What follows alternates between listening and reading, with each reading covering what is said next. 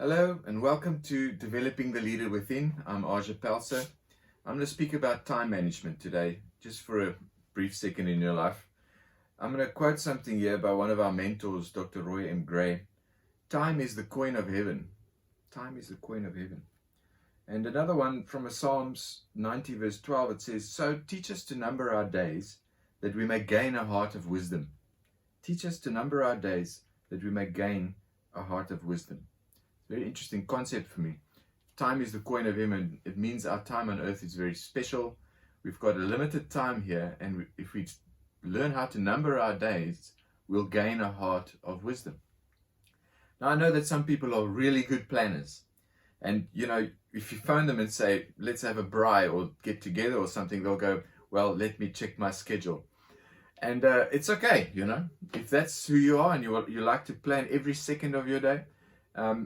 It's fine. Everybody plans differently. I've seen that people use different platforms for planning, but let's look at some of the concepts of planning that your time, especially to make you more efficient as a leader, and to also enjoy your life.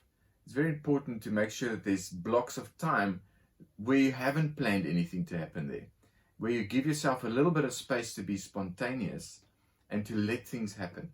Because I found in those blocks of time, creativity happens. You get the chance meetings of old friends. Things happen in your environment that you can react to because you've given yourself a bit of space. And then you start saying, well, you know what? Things I've been trying to get to, I'm going to use that time for that.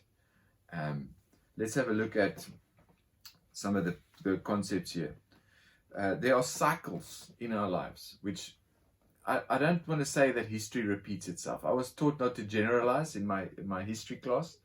And Paul Murray used to tell us, history does not repeat itself. It's never exactly the same. And we had a whole class on debating whether it does or not. But there are definite cycles in your life where you revisit certain concepts. So, for instance, in 1979, I was traveling a lot. I was almost 2 years old, and we were traveling. We were going overseas. And then in 1989, something significant happened in my life, and I got selected for some cricket team, and scholarships came and so on. In 1999, we had some very interesting conferences that broke our thinking of how we do things and gave us new dimensions. In 2009, I think we were traveling into Europe and helping to plant churches and establishing some things there. And in 2019, I released this book. So I just have these little thought experiments, what happened every 10 years in my life, or every 5 years, or significant years in my life. I've looked at the threes as well. 83, went to Australia. 93, I did 3 tours in 1 year. In 1993, went to Europe twice and to South America once, all in 1 year. I remember my science teacher saying to me, "Listen, don't you want to go and study Latin? There's still time. You're never in class." In 2003, some other things happened, and I think we released some important books. I think it was it God's Genius? I think it was around that time. I'm trying to think. And then 2013, also some trips. We did a book. I did my other book, Into Orbit.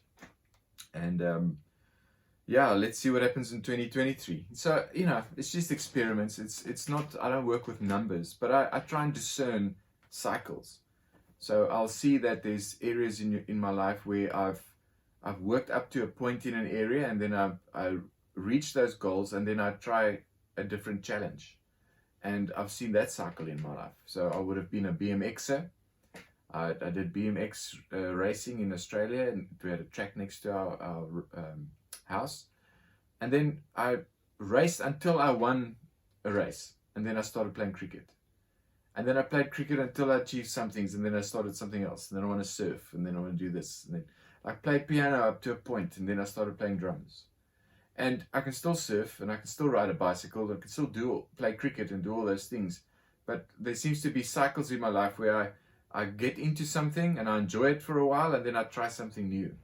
And that's probably why we relate to so many people in so many different cultures, because I'm always excited about something new. And it's a cycle in my life, and I can see it, and maybe you can think about some of the cycles in your life as well. And sometimes that opens up some new opportunities for you. In the Greek concept of time is a decisive epoch-making period. It's a fixed, definite time when things are brought to a crisis, and it's something that you've been waiting for. So a crisis is not necessarily something wrong it's a time in your life.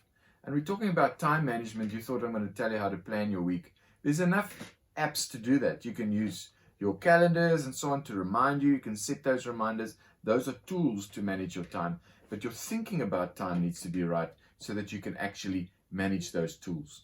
So it's always the concept and the philosophy behind the tools that you use and the apps that you use that will help you to be an effective time manager. If you're thinking wrong about something, those tools are going to start directing you versus you directing the tools. And you need to understand that there's moments or a time of crisis in your life. Understand that it's there for a reason. Instead of running away from it, face the crisis and see what you can learn during that time and what you can overcome and what is inside you to face that crisis. Maybe you can also draw on the resources of the people that you relate to and trust, and you can say, I'm facing a crisis now. I'm real about it. I need your help. I need your advice. And that will help you go through that crisis with peace and joy in believing that, you know what, I can do this with a little help of my friends and a bit of prayer. And I'm going to face it. It's a crisis time. I'm going to move through it instead of losing all sense of reality and panicking. So time management is the way we decide to organize and plan our priorities during a limited measure of time to bring about decisive change through a crisis in an opportune, seasonable time. I'll read that again for you. Time management is the way we decide to organize and plan our priorities during a limited measure of time to bring about decisive change through a crisis in an opportune, seasonable time.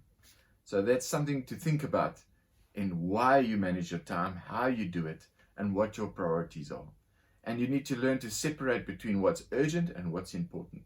I'll give you an example. There's a lot of time wasters in life and unproductive things. So I've given you a list here in the book as well. Urgent things. Okay, I need to fix this and that in the house. But you also need to earn a living. You can't spend every day fixing things.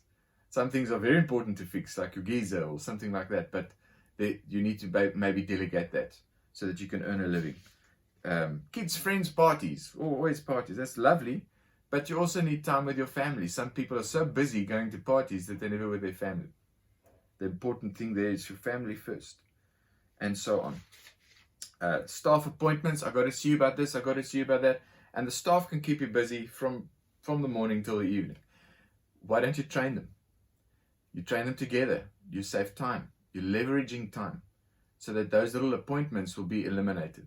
There's unnecessary appointments in our lives. And now with video conferencing, there's unnecessary video conferencing. Make sure that it's a priority. Make sure that it's absolutely necessary for you to have that video conference call. Otherwise, you're going to be sitting on video conference calls all day. And make sure that, why can't it be an email? Why can't it be a WhatsApp? Does it have to be a face-to-face? And if it is, make it important and cancel other things, you see? So yeah, you can, for instance, in music, you can be, it's urgent. I've got to produce music. But in our line of work, we work with a church ministry and we're involved in music as well. You can be so involved in producing music that you can forget why you're doing it. You're worshiping God.